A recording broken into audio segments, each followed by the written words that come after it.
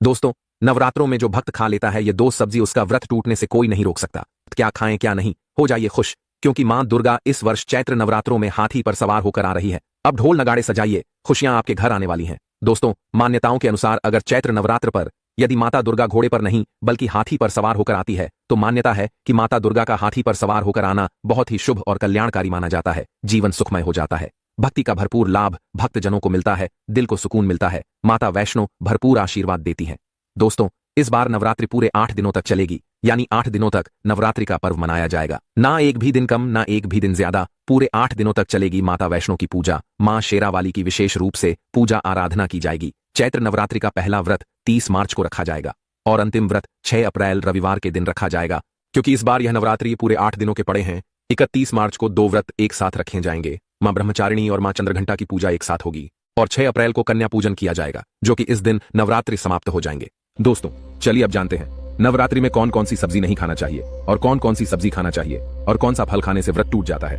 आइए जानते हैं नवरात्रि में क्या खाएं और क्या नहीं खाएं और क्या पीना चाहिए और कौन सा फल खाना विशेष और शुभकारी माना गया है। आज हम आपको विस्तार से बताएंगे, लेकिन आगे बढ़ने से पहले कमेंट बॉक्स में अपनी राशि जरूर डाल दीजिएगा। यदि हमारे पास आपकी राशि के अनुसार कोई उपाय होगा तो वह आकर हम आपके कमेंट के रिप्लाई में बता देंगे, ताकि आपको राशि के अनुसार फल प्राप्त हो। राशि के अनुसार किया गया कार्य बहुत ही शुभ माना जाता है। मैया वैष्णो रानी बहुत प्रसन्न होती है। कमेंट में लिखें माता रानी, आपका स्वागत है हमारे घर में, जय माता रानी। एक लाइक जरूर करें वैष्णो रानी के लिए, एक लाइक तो बनता है। दोस्तों, शास्त्रों के अनुसार बताए गए व्रत चाहे किसी भी प्रकार के क्यों ना हो, उनसे जुड़े पालनों का नियम करना अति आवश्यक माना जाता है, क्योंकि जो मन के मुताबिक किया जाए वह संघर्ष नहीं कहलाता। कहा जाता है कि मनोकामना को पूर्ण करने के लिए थोड़ा सा संघर्ष यानी कि तपस्या तो करनी ही पड़ती है। इसीलिए ऐसी मान्यता है कि व्रत को पूर्ण विधि विधान से किया जाना चाहिए, तब आपको व्रत का पूर्ण लाभ फल प्राप्त होता है। अति उत्तम और शीघ्र दीर्घायु वरदान प्राप्त होता है। आपकी सभी मनोकामनाएं शीघ्र मैया रानी पूर्ण करती हैं। ऐसे व्यक्ति को मरने के बाद माता रानी के चरणों में स्थान मिलता है। वह सदैव मां की सेवा करता है। ऐसा भक्त स्वर्ग लोक में जाता है। इसीलिए हर शास्त्र यही कहता है कि सच्चे दिल से अगर आपके मन में ईश्वर के प्रति श्रद्धा हो तो बिन पूजा पाठ के ही सारा फल मिल जाता है, और अगर मन में ईश्वर के प्रति शंका हो तो उस मनुष्य को कई जन्मों तक सुख नहीं मिलता, वह नर्क में ही भटकता रहता है। भागवत गीता में भगवान श्री कृष्ण ने स्वयं कहा था, जो मनुष्य सच्चे हृदय से ईश्वर को पुकारता है तो उसका नाता उस शक्ति से जुड़ जाता है जिसे आपने सच्चे हृदय से पुकारा था। इसलिए भगवान भी कहते हैं कि सच्चे हृदय से ही ईश्वर को पुकारो तो वह आपकी हर मनोकामनाओं को पूर्ण करते हैं। दोस्तों, कई लोग ऐसे हैं जो भगवान के सामने घंटों पूजा पाठ करते हैं तथा रोते हैं, फिर भी भगवान उनकी कभी नहीं सुनता। दरअसल जब आप सच्चे मन से ईश्वर को पुकारते ही नहीं है तो भला वो आपकी पुकार कैसे सुनेंगे। दोस्तों, ये तो थी वो बातें जो भक्त और भगवान के बीच की है। अब हम जानते हैं नवरात्रों के दौरान क्या नहीं खाना चाहिए और क्या नहीं पीना चाहिए और कौन सा फल खाने से व्रत संपूर्ण और सफल हो जाता है। दोस्तों, हमारे चैनल को सब्सक्राइब जरूर करें और इस बेल आइकन को दबाना ना भूलें। तो आइए शुरू करते हैं। दोस्तों, चाहे मर जाना भूलकर भी नवरात्रि के दिनों में पानी पूरी कभी मत खाना, क्योंकि इस दिन कभी कभी बीच में शुक्रवार पड़ जाता है और शुक्रवार को मां संतोषी का बार कहा जाता है। माता संतोषी खट्टी चीज खाने वाले व्यक्ति से हमेशा क्रोधित रहती है, नाराज रहती है, क्योंकि नवरात्रों में माता संतोषी जागृत अवस्था में हो जाती है। माता संतोषी की शक्ति नवरात्रों में कई करोड़ गुना बढ़ जाती है।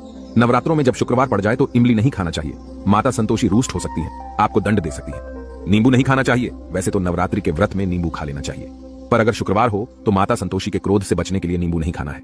इस दिन नींबू का त्याग करना चाहिए। दोस्तों, पानीपुरी क्यों नहीं खाना चाहिए? क्योंकि उसमें लहसुन प्याज होता है और खट्टा भी होता है, जो व्रत को भंग कर सकता है, पाप लग सकता है। ध्यानपूर्वक अगर आप शुक्रवार को खट्टा नहीं खाते हैं तो माता संतोषी आपको धन धान्य से मालामाल कर देती है, आपके घर में अपना वास बना लेती है। बस शुक्रवार के दिन नवरात्रों के दिनों में इस चीज का त्याग करना चाहिए, पालन करना चाहिए। नवरात्रों में लहसुन प्याज और खट्टा, फिर चाहे आपने व्रत भी नहीं रखा है फिर भी आपको शुक्रवार के दिन या अन्य दिनों में लहसुन प्याज नहीं खाना चाहिए। लेकिन हाँ, पानी पूरी आप खा सकते हैं, वो भी जब नवरात्रि समाप्त हो जाए। दोस्तों, वीडियो को लाइक जरूर करें। आपका एक लाइक माता रानी को अति प्रिय है, माता रानी को अच्छा लगेगा, इसलिए मां के लिए एक लाइक तो बनता है। माता रानी को नकारना नहीं चाहिए। दोस्तों, नवरात्रि के दिन सेब जरूर खाना चाहिए। शास्त्रों में बताया जाता है कि भगवान के भोग में सेब आदि जरूर अर्पित किया जाता है। अगर आपका व्रत है तो आपको सेब जरूर खाना चाहिए। केला, पपीता, तरबूज और मीठे अंगूर जरूर खाना चाहिए। इन फलों से व्रतधारी को शक्ति मिलती है और व्रत संपूर्ण हो जाता है। शास्त्रों में बताया जाता है कि नवरात्रों के दिनों में सीताफल जरूर खाना चाहिए। सीताफल खाने से 20 ऐसी बीमारियां हैं जो खत्म हो जाती हैं। माना जाता है नवरात्रों के दिनों में सीताफल का घर में प्रवेश होना बड़ा ही शुभ माना गया है। सीताफल खाने से नवरात्रि का व्रत सफल हो जाता है, क्योंकि इसमें माता सीता का आशीर्वाद मिला हुआ होता है। माना जाता है भगवान राम के वनवास के दौड़ में माता सीता ने यही फल खाया था। नवरात्रि के दौरान इसे जो भी खाता है उसे दुखों का सामना नहीं करना पड़ता। सीताफल आपको जरूर खाना चाहिए। माता सीता प्रसन्न होती हैं और आशीर्वाद देती हैं। दोस्तों, नवरात्रों में तेल की तली हुई हरी मिर्च खा सकते हैं, लेकिन कम मात्रा में खाना है। व्रत के दौरान ज्यादा तीखा नहीं खाना चाहिए। व्रत में तीखा खाने से व्रतधारी की जो पेट की आंतें होती हैं उसमें जख्म हो सकते हैं। क्योंकि इस दौरान हम व्रत का पालन करते हैं तो हमारे पेट में कुछ नहीं होता, इसीलिए हल्का खाना खाना सर्वोप्रिय और उत्तम माना जाता है। व्रतधारी को रसीले आलू अवश्य खाना चाहिए, इससे हमारे शरीर में ऊर्जा की भरपूर जरूरत जो होती है पूरी हो जाती है। आप आलू का पानी पी सकते हैं, रसीले आलू जरूर खाना चाहिए। दोस्तों, नवरात्रों में भिंडी की सब्जी जरूर खाना चाहिए। भिंडी में कई ऐसे पोषक तत्व होते हैं जो हमारी हड्डियों को मजबूत बनाते हैं तथा नवरात्रों में बैगन की सब्जी जरूर खाना चाहिए। लेकिन याद रहे, जब नवरात्रों में सोमवार पड़ जाए तो बैगन की सब्जी मत खाना, पाप लगेगा। नवरात्रों में सब्जी में हरा धनिया जरूर डालना चाहिए। हरे धनिये से भी व्रतधारी को पोषक तत्व मिलते हैं। नवरात्रों में हरा धनिया अवश्य खाएं, इससे जो शुगर लेवल होगा वह कम हो जाएगा। नवरात्रों में रिफाइंड का तेल और सरसों का तेल भूलकर भी व्रत के दौरान नहीं खाना चाहिए। मूंगफली का तेल और देसी घी और गोले का तेल खाना अच्छा माना जाता है।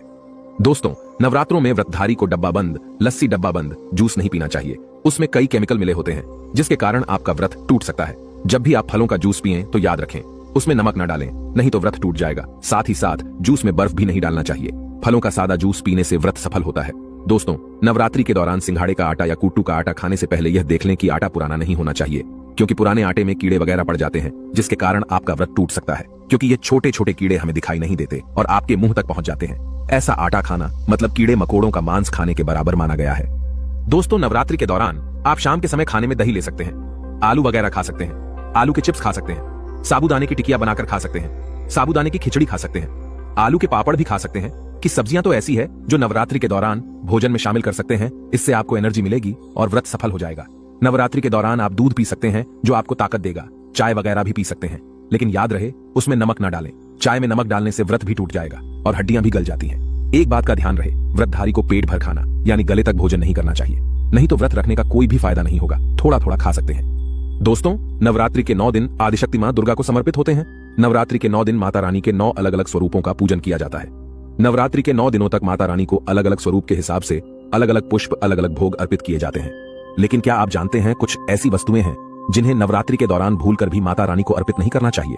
अगर इन वस्तुओं को आप गलती से भी माता रानी को अर्पित कर देते हैं तो आपको व्रत और पूजन का पूर्ण लाभ नहीं होगा। इसीलिए माता रानी की कृपा प्राप्त करने के लिए आपको यह जानना अति आवश्यक है कि वो कौन सी ऐसी वस्तुएं हैं जो माता रानी के पूजन में भूलकर भी इस्तेमाल नहीं करना चाहिए। तो आइए मां का जयकारा लगाते हुए वीडियो को शुरू करते हैं। दोस्तों, नंबर 1, नवरात्रि के दौरान शादीशुदा महिलाओं को सफेद कपड़े पहनकर पूजा पाठ नहीं करना चाहिए। साथ ही साथ काले कपड़े भी नहीं पहनना चाहिए, इससे पूजा व्रत आदि खंडित हो जाती है।